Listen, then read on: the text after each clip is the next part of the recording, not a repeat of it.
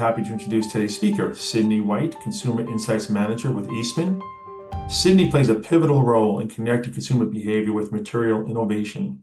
With a background rooted in research methodologies and behavioral science, Sydney has led insights-driven projects across Eastman's coatings, specialty plastics, and circularity businesses.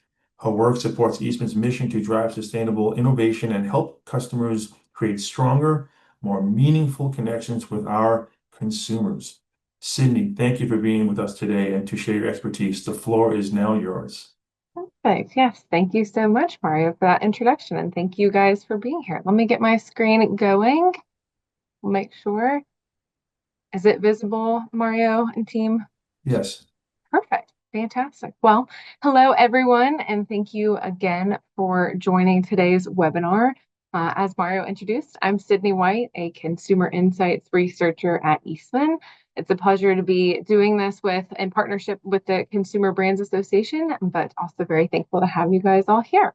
And he kind of alluded to who Eastman is a little bit, but for those who may not be completely familiar with who Eastman is, we are a global specialty materials company. So we supply raw materials that really power through innovation across a wide ranges of industries such as fibers, coatings, adhesives, and of course, plastics and packaging. And for us, what really drives Eastman is our commitment to sustainability and innovation.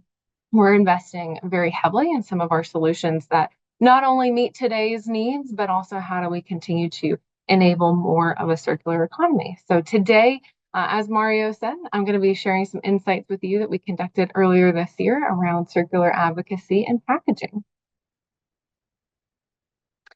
A quick overview of what I plan to cover today. I'm going to spend a couple of minutes just around with a research review, providing a little bit of context around the methodology, why we do what we do at Eastman as far as consumer insights.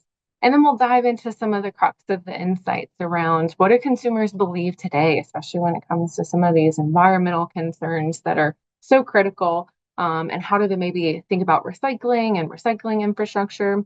And then we'll talk about advocacy and just how consumers view plastics. What are they thinking about when all these new legislations are coming into play, like EPR, recycled minimums, just where consumers are at today with that. And then we'll dive into sustainable shoppers. So we were able to dive a little bit into circular packaging and some categories there. So understanding just how consumers view sustainability in those categories. And then lastly, going into molecular momentum, which, as I said earlier, we are investing very heavily in some advanced recycling technologies. So for us, it's really critical to understand how consumers view this concept. And then how does it really trickle into some of the applications or packaging applications as well? So just continue to understand and refine that concept testing with our consumers. And then we will open it up to some Q&A at the very end. But before diving into the findings, I just wanted to quickly walk you through the methodology behind this research. So we conducted a robust online survey. We had over 4,000 US consumers, men and women both, really designed to really reflect the general population. But what was unique in this survey is that we actually split this into two distinct pathways. So we had two 20-minute surveys split across our different set of consumers, where we had one that was really focused around advocacy, kind of targeting those registered voters. We wanted to make sure we had the right voice. So we had registered voters to really explore their awareness, reactions, what are their attitudes and sentiments towards circularity, towards sustainable legislation around infrastructure in the US. And then we also wanted to have another pathway that was focused on packaging. So once again, ensuring we had the right voice of the consumer. So we did have primary decision makers for the household, but then we split the sample across different packaging types. So we had personal care, over-the-counter medicine, beverages, and condiments. So also understanding how does sustainability play into their shopping behaviors, some more category dynamics. But then we also used a really unique advanced analytics tool to really understand just preferences and trade-offs that we'll get to a little bit later. But doing this approach actually allowed us to really touch on two key things that we're trying to learn at Eastman and we know can be impactful for the value chain as well, which is how are consumers thinking about advocacy and how are they then ultimately thinking about some of these elements when it comes to CPG products. And now one question I do get quite a lot as being at Eastman, a consumer researcher, is, it's a little unusual that somebody so far up the value chain is investing in consumer research. But reality for us, it's understanding the consumer is very essential for us to be able to drive some of that meaningful system change. For us, our innovation model sits at kind of an intersection of three forces: consumer needs, of course, the value chain needs, and also our own technical expertise. So it's in that overlap that we see where real innovation happens, where we can create solutions that are not only technically viable, but also resonate with the market. And then we also partner with leading brands across the industries to be able to bring some of these sustainable solutions to life. And these partnerships are most effective when we also understand what consumers care about and ultimately how are they making decisions. And of course, messaging plays a huge role in this as well, is being able to be a brand or partner with our brands to be able to communicate sustainability in ways that are going to be clear, they're compelling, they're credible, and they provide that trust and benefit to our consumers. So that way they feel confident in some of those choices that they're making. And then finally, we're also always looking ahead. For us at sustainability expectations, we know are going to continue to evolve. And with that, so do opportunities. So by staying close to the consumer, we can continue to identify just new growth vectors and really help shape the future for circularity across the value chain. So with that, now I'm going to dive into some of the insights from the research, going into belief baseline and really understand some of the tone of our consumers. So this slide highlights here the top environmental concerns that we had that our U.S. consumers have. And as you can see, plastic waste actually ranks relatively high. It's really right up there with things like water pollution and chemical exposure. So over 80% of our participants said that they identify plastic waste as a top tier concern. And it actually was put ahead of issues like air pollution, climate change in general, and even some of those natural disasters. And so what we're seeing is that for us, understanding this data, it's telling us that plastic waste crisis isn't really a niche issue anymore. And I don't think we all think that, but it's continuing to be mainstream. And it's something that consumers are actively thinking about and increasingly also expecting brands and manufacturers to address, which also reinforces some of the work that we're trying to do, is trying to be a material innovator and being able to address some of these concerns that consumers are very, very worried about. And then this slide here gives us a snapshot of just how our US consumers are actually responding to the plastic waste crisis in their own lives. What are some of those actions that they're taking? And the most common actions are really the ones that feel a little bit more accessible. So 56% say that they are recycling more, and almost half say that they're trying to reuse more. So those are familiar behaviors that don't necessarily require major lifestyle changes, but we are starting to see a growing number of consumers making more intentional purchasing decisions. So when we think about they're buying more plastics or recyclable plastics, more plastics that use recycled content, they may be just targeting products that use less plastics in general, or even focusing on what are some of those plastic alternatives. And interesting enough, we see almost a third have also taken steps to really educate themselves about recycling, which also shows just a real desire to do the right thing, even if the system may be a little bit complex to navigate. And we do see fewer consumers are participating in brand specific actions like take back programs or choosing behaviors or brands based on sustainability. But those numbers, they are still meaningful. They do suggest that as an infrastructure and messaging tends to improve, we may see more consumers willing to engage at that level. But I think the key takeaway here is that the data really reinforces that consumers are not always passive. They're really trying to be a part of the solution as well. And it's a signal to all of us across the value chain that there's real opportunity here to meet them where they are and also help them to be able to grow further in their sustainability journey.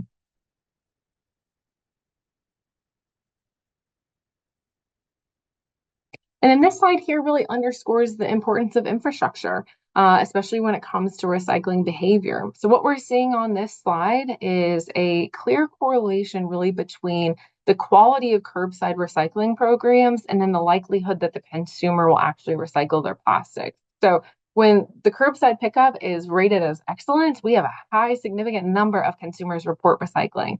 But when it's poor, or maybe it's not available at all and they have to actually take the recycling somewhere else, that number does drop dramatically to around half of the consumers saying that they're willing to do so. So it's telling us that even though consumers are well-intentioned, but they're also maybe unlikely to go the extra mile if the system isn't convenient or reliable. So, in other words, motivation alone isn't always enough. Access always matters as well. So, it's a reminder that solving the plastic waste crisis is not just about the product or the material or consumer education. It also has to be around building an infrastructure that makes sustainable choices easy and accessible for everybody.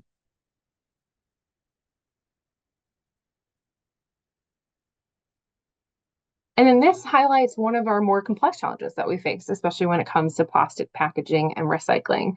On the surface, the data looks promising. Over 3 in 5 of our US consumers say that they do recycle their consumer packaged goods or CPG packaging.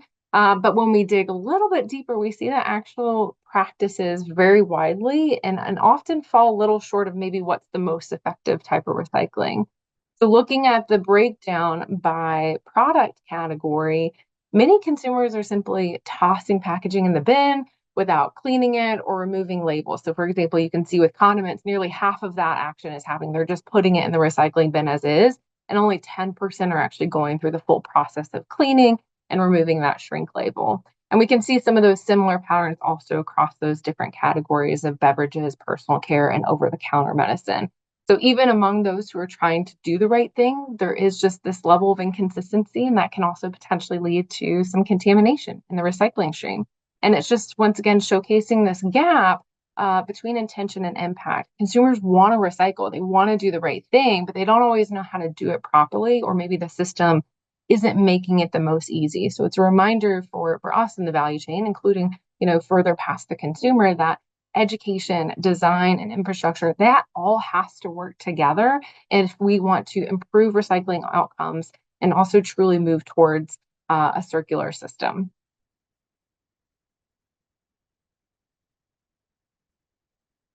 So now that we've explored just how consumers are thinking about and acting on sustainability, especially when it comes to plastic waste and recycling, I'm going to shift a little bit of gears and kind of talk about the advocacy piece, especially as legislation is evolving and really talking about how consumers view some of those elements.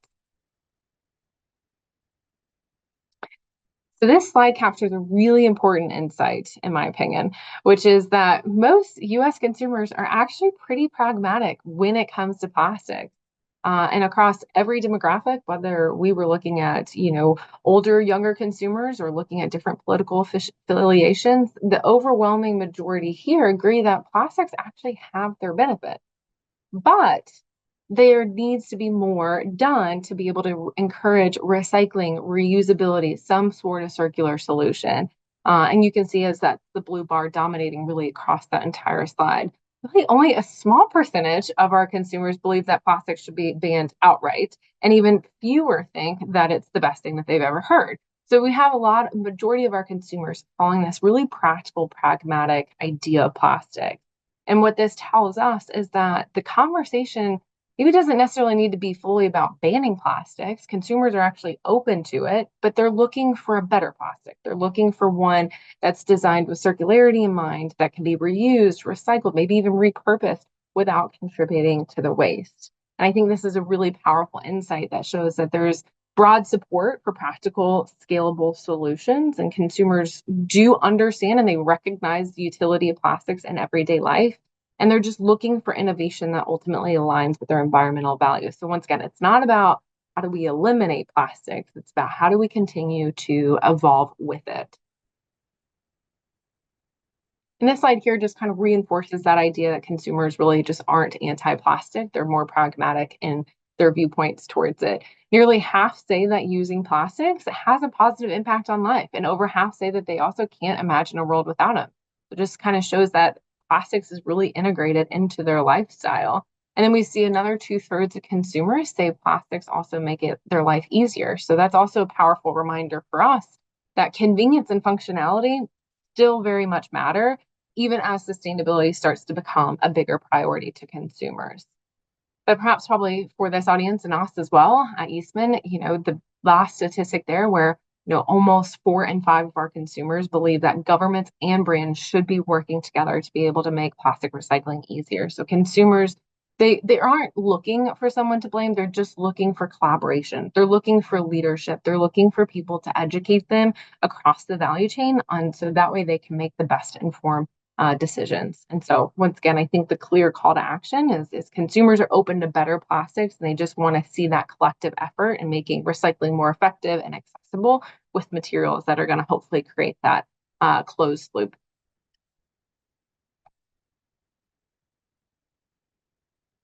And so, as we transition a little bit to the policy side of the conversation, I think it's important to recognize some of the legislation that's going on around EPRs, extended producer responsibilities, especially as they quickly keep evolving across the US.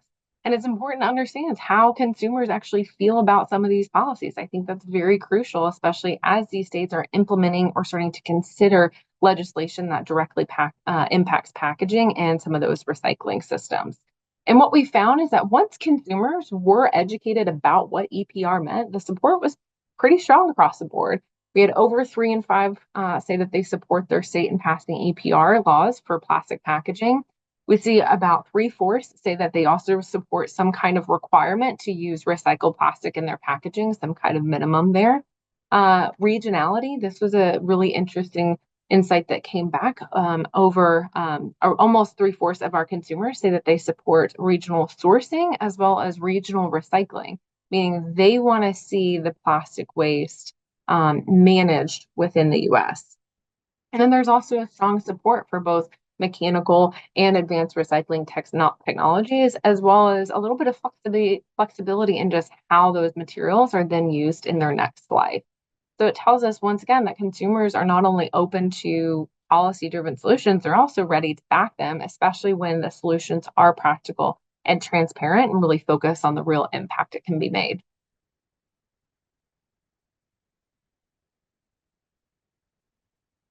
And then building on some of that strong consumer support for EPR laws, one of the most widely supported components that we did see is the idea around the recycled content minimums and really requiring companies to include that certain percentage of recycled plastic in their packaging.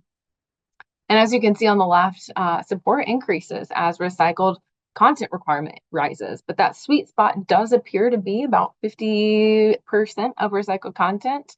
But we'd still also see there's a pretty heavy interest at 100% recycled content. A majority of consumers still support the idea, which just shows just maybe how far they're willing to go when it comes to circularity.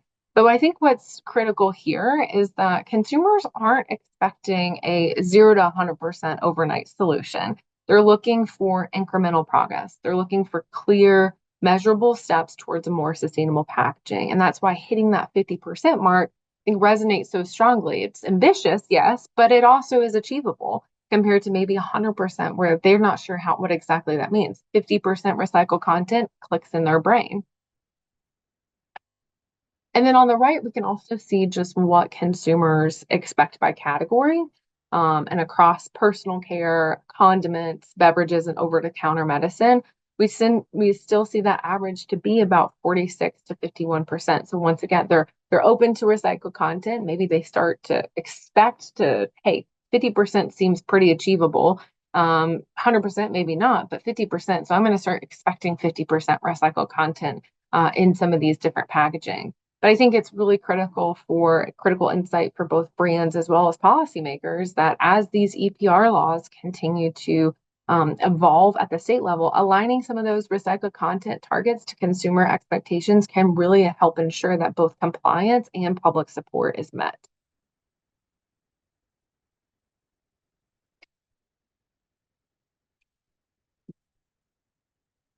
And as we just discussed, we also see where consumers are supportive of that recycled content minimums, but they're also thinking about where their recycled plastic comes from. So this slide here shows that a majority of US consumers prefer that recycled plastic used in packaging is sourced domestically. And there are several reasons why. We see some of the top motivations here are more practical and patriotic. We see about a third say it supports the US economy. And then we see another third that says it also helps solve our own waste crisis. So in other words, if we have the plastic waste here, why not use it to create value at home? But then we do see others do point to things like safety and quality. They do believe that Recycling within the US may ensure some higher standards, better oversight, things like that. But there's also a desire to improve, once again, the domestic recycling systems and reduce the environmental impact that can also occur when transporting waste across borders. And this is, once again, I think really critical as we think about the evolution of some of these EPR laws and as they continue to be worked on and more states bring them to light. We're going to build a circular economy. Sourcing and processing waste locally isn't just a sustainability win, but it's also a message that really resonates deeply with our consumers.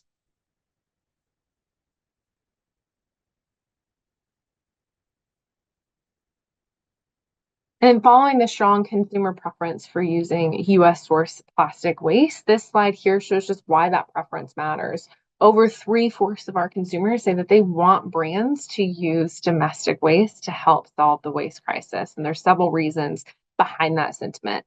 First off, there is a lack of trust in the system today, and they're concerned about recycling will just go to landfill. So you're kind of closing that barrier there if it's staying within the US and just keeps staying within that recycling infrastructure. But they also see importing waste as a barrier to progress. 3 in 5 believe that it limits investment in US recycling infrastructure. Over half feel that it also offsets the good that's being done by recycling efforts as well.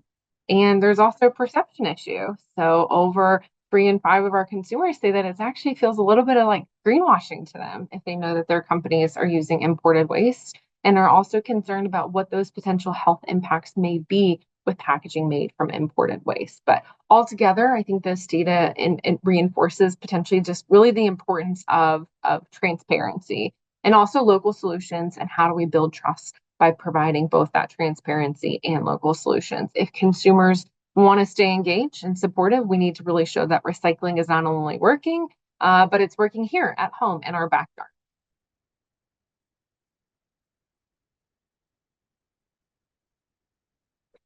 Now that we've explored some of the policy, the recycling infrastructure, and a little bit of how the consumers are viewing the evolution of EPR and recycle minimums, we're going to shift a little bit to the shopping experience and just diving into how consumers maybe make decisions at the shelf itself and how sustainability factors really kind of embed in those decision making.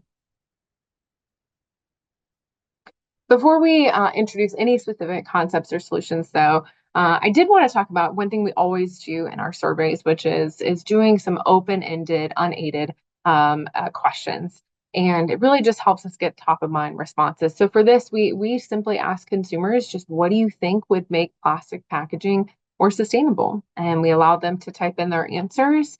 And like I said, this unaided response is really valuable because it gives us that raw, unfiltered, top of mind for consumers without having to prompt them or influence them into selecting a category. But what we did see across our packaging categories was pretty consistent themes. For condiments, we do see, recycled materials, recyclability, that kind of actually was talked about a little bit through all of it.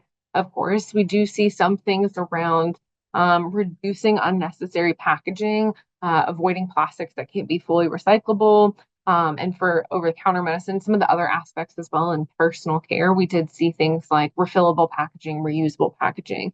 And these responses really just show that consumers are thinking critically about packaging. They're full of a lot of great ideas. They may not always have the most technical language, but they're asking some of the right questions. And that's really a great starting point when you think about aligning innovations and aligning sustainability down the value chain to consumers. And so after collecting these open-ended responses on just what consumers believe would make plastic packaging more sustainable, we then categorize them into some of these common themes to just kind of better understand some of these patterns. And across all 4 of our product categories, the most frequently mentioned theme was around materials. Just consumers want the packaging to be made from better materials, sustainable materials, recycled content, recyclable materials. That was the top response or the top theme. But then we do see actually stating recyclability was the second most common thing. We want to be able to recycle the products at the end of its life, showing that consumers really do place value on being able to recycle package easily and effectively. Then we also see other things like degradable, compostable options, especially in some of these categories, or maybe even refill and reuse options. And then finally, last, on the OTC side, on the over-the-counter medicine, we see that things like less packaging in general. So very high number there that they're just looking for less packaging when it comes to over-the-counter medicine. But this kind of coding also helps us really translate consumer language into some of these actionable insights, and it just shows us where the strongest expectations lie and where there also may be opportunities to, of course, innovate, but how do we also continue to educate as you're making decisions, sustainable solutions for the consumer. And then after gathering these unaided responses, we then provided consumers with a list of potential attributes and asked them which ones they believe would make plastic packaging more sustainable. So this is just kind of another level for us to continue to dig a little bit deeper and kind of validate some of the themes that we saw earlier. And at the top of the list is we see recyclability remains the most important factor. Over 3 in 5 of our consumers selected it. Still reinforcing that even with growing interest in new materials and systems, recycling is still pretty much a baseline expectation from our consumers in these different packaging categories. But then we do see recycled plastic and sustainable materials following closely behind, once again, kind of showing that not only do consumers value how to tackle the end of life piece by recycling it, they're also looking to origin and the beginning of life piece and what it's made of as well. We also see strong interest in refill and reuse systems, biodegradable options, lower environmental impact. These responses, once again, kind of show that consumers can be open to a range of solutions as long as they feel like they are credible and effective, and maybe a little bit more education on some of those. Interestingly, attribute like bioplastic, glass or paper alternatives, and carbon neutrality, they did tend to rank a little bit lower here, as you can see, but it doesn't necessarily mean that they're unimportant.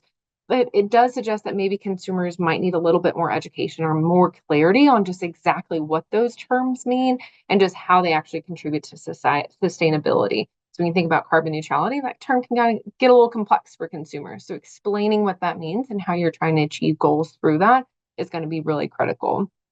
But I think this kind of aided response helps us prioritize messaging and innovation strategies that ultimately, once again, are going back to with what consumers already value and also understanding where there's room to potentially build a more deeper understanding.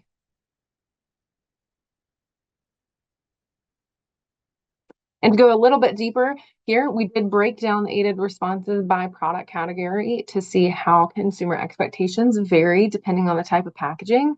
And once again, very consistent across all categories, we see recyclability remains that top priority. So once again, kind of reinforcing that no matter really what the product is, consumers want to know that they can be able to easily recycle those products at the end of its life. But we also see recycled plastic ranks consistently high. Consumers, once again, they're looking for packaging that not only can be recycled, but also has that recycled content. So going back to the beginning of life and what the origin is. But once again, this breakdown, if we think about how do we tailor packaging strategies by categories, this can be really effective in being able to tailor those strategies to consumers' expectations across the different packaging options.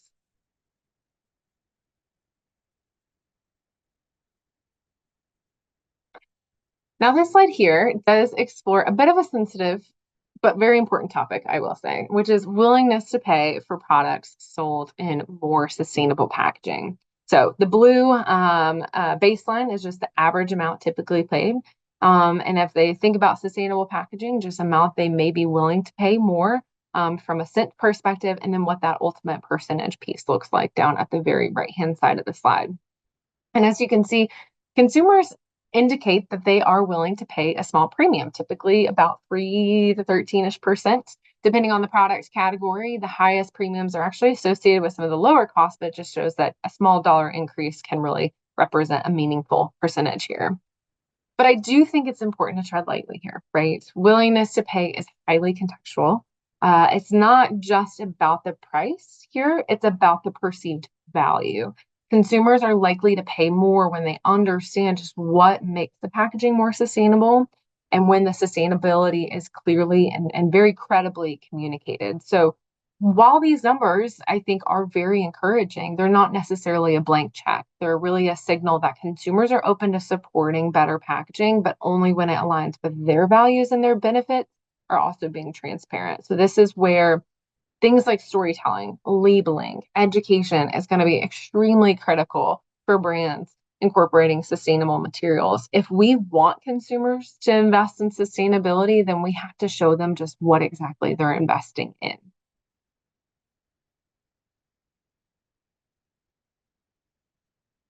And then I wanted to pull this slide back up. This was a little bit earlier as well, but I just wanted to showcase it again from the previous section about the average our content minimums across our different packaging. So once again, just to reinforce that, consumers on average are looking across these categories about 50%, right? They're looking for that feels good enough for them. They're not expecting perfection. They're not expecting that 100% overnight. They're looking for, once again, that meaningful, measurable progress. But even as we break it out across these different categories, we can see and be able to kind of tailor some of the messaging and those elements across personal care, condiments, beverages, and over-the-counter medicine.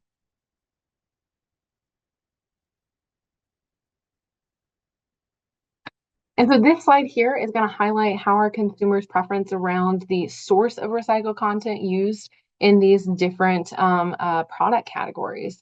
So across all product categories, the most preferred is really that safe to recycle plastics, with around a third or so of consumers across these selecting this option. So it really shows that safety is still really important to them. So they do value the making sure that whatever the recycled content is coming from, it is a safe recycled plastic going back into a new product.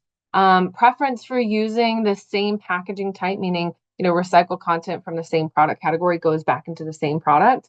Ranges from about 1 in 5 to almost a quarter. So it suggests that consumers really just value recycling and recycled content. They are looking for more solutions, maybe that bridge that entire more specific circular loop. So package to package to package, it's all going to the same. But overall, I think what this data here is showing is that consumers are very supportive of recycled content.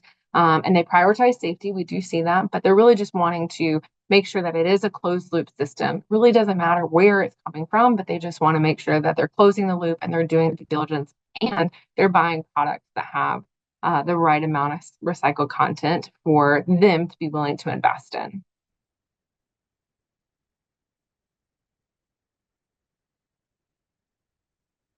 And then the last slide in this section I have here is really exploring consumer expectations around the origin of plastic waste. I think more of the regionality, not the type of product it's coming back to, and the location of the recycling processes.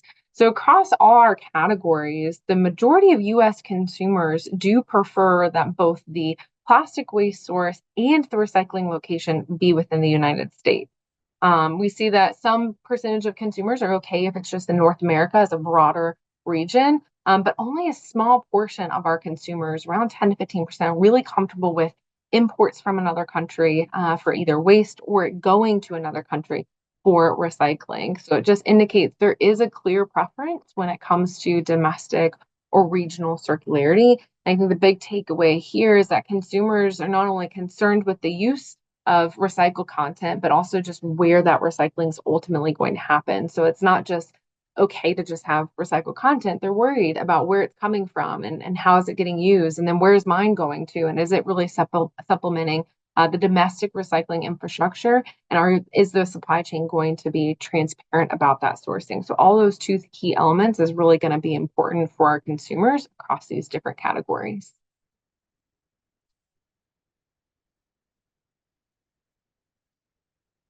So, and now that we've explored kind of consumer expectations around recycled content and sourcing, I'm going to shift gears just a little bit. And in this next section, we're actually going to dive into how we test some of the packaging concepts and measure what truly drives consumer preference, especially when we think about molecular recycling and something that we're investing heavily in. We need to get some pulse checks on from the consumer on exactly how they think and feel about this new, maybe something that they're not necessarily familiar type of recycling technology. So this slide here is representing the exact language that we actually used in introducing consumers to the concept of molecular recycling during our study.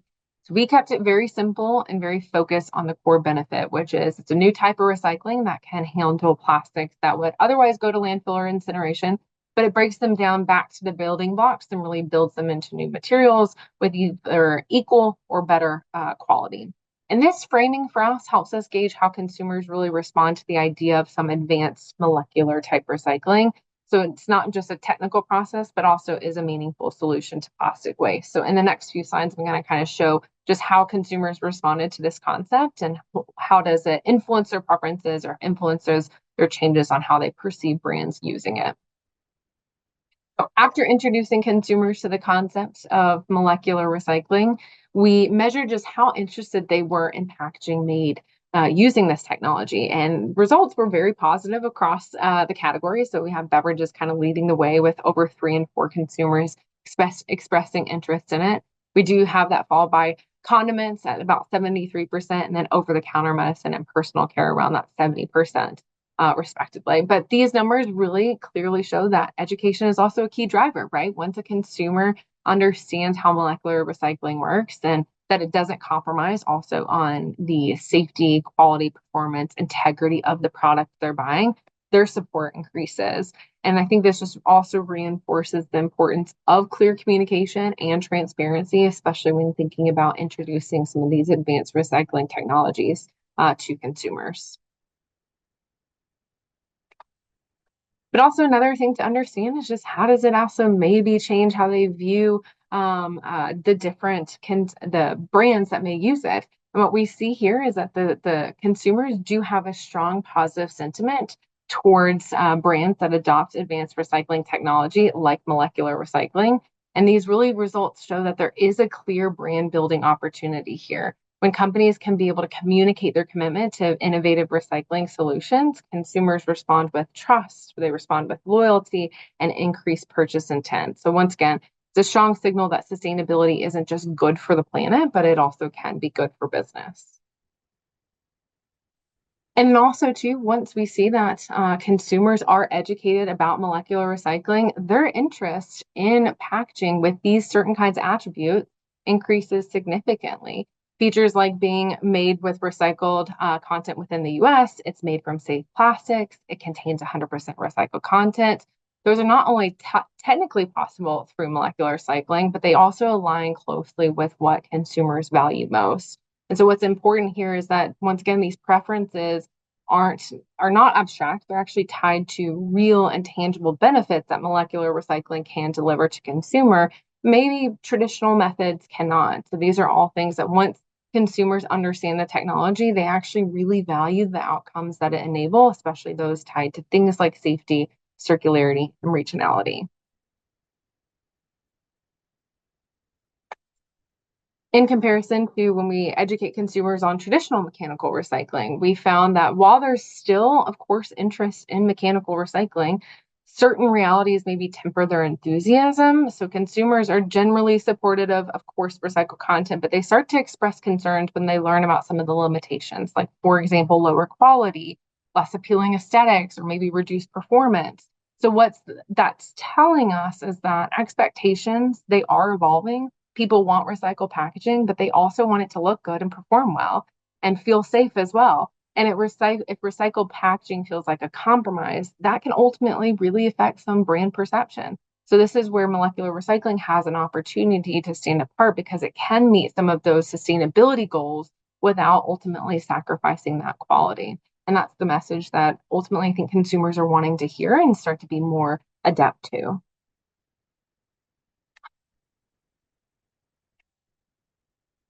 And to better understand too what just drives consumer decisions around packaging, we use an advanced research methodology called an adaptive choice-based conjoint. So this approach here simulates a real-world decision making by presenting consumers with trade-offs, just like they would in a face of a store if they were online. It's this dynamic, interactive, powered by AI, which allows it to learn from each response as it goes. And what makes an adaptive choice especially powerful is it doesn't just capture what consumers say, they tell us actually what they choose when faced with real options. And it also helps us uncover certain factors like what matters most, the ideal product combinations, and can even inform pricing strategies that resonate with brands and retailers. So I will say for today's purpose, we are just going to be sharing a high level overview here, but the insights from this tool are incredibly rich. So if you are interested in diving deeper after I show you the next handful of slides, we'd be happy to walk through the full findings and really how they can help inform some of your packaging or your brand strategies. But as our adaptive choice-based conjoint analysis, we tested a wide range of packaging attributes to really understand what consumers value most when making some of these purchasing decisions. So within packaging attributes, we looked at things like quality and safety. In regionality, we're trying to understand more in depth just waste sourcing and recycling location. Also, of course, wanting to understand the expected R content amount. And then as things are going back into new products or what they're coming from, does content source and next life? It's really continue to fine tune this in a real world situation that makes sense to consumers. And like I said, it's a simulation. We can understand really what truly is going to drive consumer preferences. And all of these are variables. So we can kind of we can play around with each one of these to see and compare and contrast two different product types based off the attributes that you're looking to test. But just as a teaser, I do have a few high-level insights from our analysis that really stood out to us in this process. First, when it comes to what drives consumer choice, the top priorities are clear. It comes from packaging, quality, safety, the recycled content amount, and regionality, which really heavy emphasis actually on safety and quality here for what's really driving those purchase intents. Second, when we factor in some of the price sensitivity, we do find that about 3 in 4 of our consumers prefer packaging options that are not only possible through molecular recycling, excuse me. And it just once again kind of showcases that strong market opportunity for those investing in new technologies, that this is where it could be going compared to potentially some older technologies that consumers are continuing to have concerns with. And then third, when comparing recycling methodologies, consumers show limited willingness to pay for attributes of mechanically recycled PET. And in fact, they actually choose virgin PET over mechanically recycled options by a 2-in-1 margin in most of our categories. But the story does flip when it comes to molecular recycling, where we do see consumers are not only open to it, but they are willing to pay for it. And across the different CPG categories that we tested, they do choose molecularly recycled PET over virgin PET by that same 2-to-1 margin. So these findings really reinforce that molecular recycling isn't a sustainable solution, isn't just a sustainable solution, it's also potentially a value driver. When you think about aligning with consumer expectations and how can you stand out, especially in such a crowded market, and differentiate yourselves in unique ways. And then to bring some of the insights to life and just kind of show you how this may look, is we tested a range of hypothetical packaging combinations across these different recycling approaches. So just kind of illustrates a few of these different combinations from mechanical recycling baseline to more advanced molecular recycling scenarios to incorporate 100% solution. And these are just a few of the combinations we did explore. But the real power of this tool is its flexibility and being able to work with you to test really any combination of these variables tailored to your product, your brand, what your sustainability goals are, to really understand consumer reach and preference, what's the value perception there, and ultimately how does that inform potentially any pricing strategies. And then I did just want to show kind of the results as we compared those 4 different types of packaging solution across our categories. So this bar chart is showing that consumer preference for the different types of products or packagings across our product categories, from ketchup, shampoo to cold medicine. And each bar represents that segmented of packaging. So it's a lot on the slide, so apologies, but those gray ones are going to represent virgin PET and mechanical recycling, where some of the bluer hue colors are looking at some of those more molecular recycling enabled technologies. But I think the key takeaways you can see here is that molecular recycling packaging is really gaining the meaningful traction. And even when it comes to potentially a higher price point, we see that consumers are actually willing to pay a bit more for solutions that offer that 50 to 100% recycled content. So this trend just suggests, once again, this shift in consumer mindset that they are willing to pay more for packaging that aligns with their environmental values. And especially when they understand and they've been educated and they get the full transparency from brands on what that exactly means. So Once again, this is just a snapshot, a comparison of a few product types, but we're happy once again to dive deeper into some of those specific category types, price sensitivities, demographics, to help tailor insights really to your brand's portfolio or innovation pipeline. And so with that, before we wrap up, I just wanted to highlight a little bit of Eastman's commitment to molecular recycling, where we're just, we're not just talking about it, we're really in the throes of building it. We're currently, we've invested over $2 billion in three world scale molecular recycling facilities. We have one in Kingsport, Tennessee, that's already online, processing tons of metric tons of plastic annually. And then we've got two more on the way, one in Texas and one in France, each designed to be able to match that capacity. So for us, this isn't just about an infrastructure, it's really about creating global scalable solutions that's going to be able to support brands, retailers, recyclers, et cetera.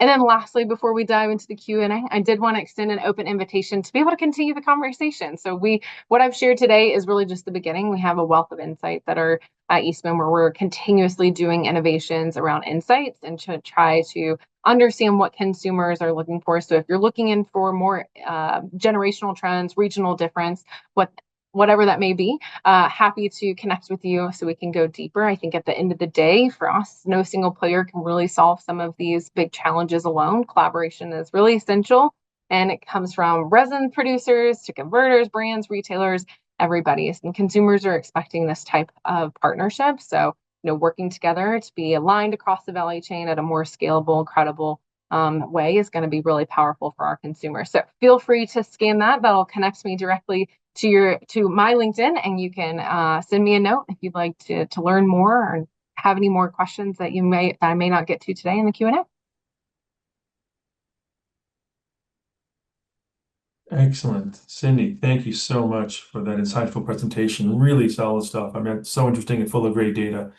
That said, as Cindy alluded to, we're reached the Q&A portion of our session. As a reminder, if you haven't submitted a question, if you'd like to, use the Q&A panel at the bottom of your screen. And we do have some good questions already posted, so we'll get to them, Cindy. The first question, and I always like to start off with relatively easier questions, I hope. So the first question is, your study shows that 63% of consumers say that recycle CPG packaging, but many don't follow best practices. What does this tell us about the gap between perception and behavior? Yeah, I think that's a great question. I think this highlights a really classic intention action gap where consumers, they really do want to do the right thing. They believe they're recycling, but the data just shows that many aren't cleaning or sorting packaging properly, which is where that contamination in the recycling stream. So I think it's not due to apathy. It's really just often due to confusion, lack of information, or lack of infrastructure. So I think once again, it's telling us how do we continue to partner with recyclers also as well to educate and create a system design. And I think it's going to go hand in hand to hopefully continue to close that gap more and more. Excellent. Nice. Just a quick question for everybody here. A lot of people saying that your presentation is super insightful. Is it available for download? I know you had the QR code up here, so is that something is it available? Yeah, if they'd like to reach out to me through LinkedIn, I'm happy to kind of share and we can go from there. And I think my email might be somewhere as well. So either through LinkedIn, email, please feel free to reach out to me and I can get this to you. Excellent. Good. Another question comes up here. What's the difference between mechanical and molecular consumer preference, mainly driven by from food safety? If that question is clear enough for you. Yeah, I wonder if maybe it's asking around the safety piece and how safety kind of bubbled to the top in that more advanced analytic tool between mechanical and molecular. I think for us, what we're seeing is consumers just want to make sure that if it's touching their food, they want it to be safe. And so if it's recycled content, that's okay. They just want it to make sure it's not coming from anything that's going to be attached to materials of concern. PFAS is becoming a bigger and bigger concern with consumers and also legislation. So I think from them, they just need to feel confident that the recycled content that's being touching their food or in their new product is going to be safe for them to be able to ingest. Thank you, Cindy. Mm-hmm. Another question came up here. What role does education play in shifting consumer behavior, especially around newer technologies like molecular recycling? I know that we've had this conversation here within Yeah. brands quite often. Yeah.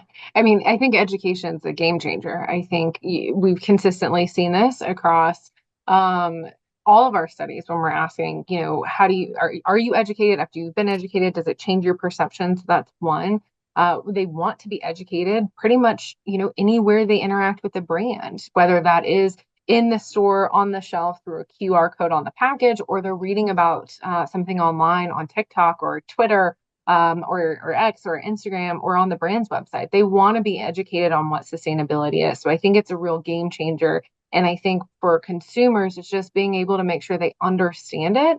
And that's where research can also continue to come into play, right? As we continue to test these different terminologies, 50% recycled content, test it with consumers, see how they respond to it, and see does it change their perception, and be able to fine tune that message to consumers is also really key as well.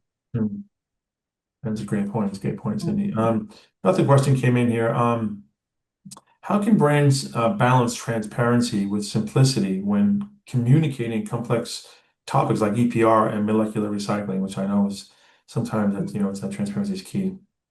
Yeah, I think it goes back to a little bit of what I was just saying. It's about this layered communication piece. At the shelf or on pack is very visible, clicks very easily with consumers, and they can read it. Maybe more simple messaging around, hey, recycled in the US, made with 50% recycled content. But then being able to offer different or maybe deeper content online, and that QR code for those who are actually wanting to learn more. And I think it's about putting a hand in investing in sustainable storytelling. So starting with something that's going to grab their attention and then pull them through that entire journey that brands are making, they're investing in. And once again, being honest, having it be accessible to consumers, and also being consistent messaging is also crucial within that. Excellent. We have a couple more questions here, unless some other folks pop in here. Another question came up here. How can brands collaborate across the value chain to deliver on sustainability promises that consumers now expect? Mhm. Yeah, and that's, I kind of ended on that as well. No single player can solve this alone. We know this. This is a team effort. And so that's where collaboration is essential. Everything from the resins to converters to brands to retailers, all the way down to recyclers. And I think for us, it's just making sure, how do we continue to understand consumers and understand the needs across the value chain to provide solutions that are going to work. But I think it's all about collaboration and communication within the value chain, and then figuring out how do we then communicate that to the consumer to make sure that it resonates.